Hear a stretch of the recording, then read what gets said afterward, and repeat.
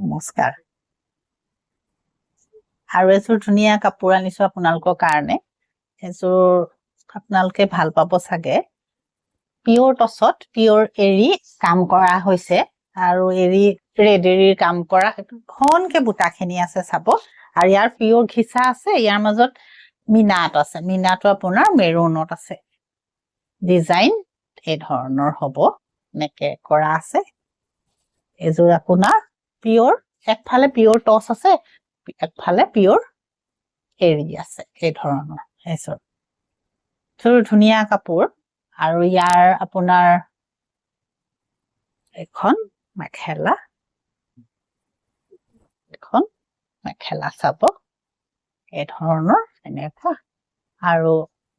কালাৰটো মেৰুনত হ'ব আৰু কামখিনি ইয়াৰ ঘিচাত আৰু এফালে আপোনাৰ টছ হয় পিয়ৰ টছ আৰু এফালে পিয়ৰ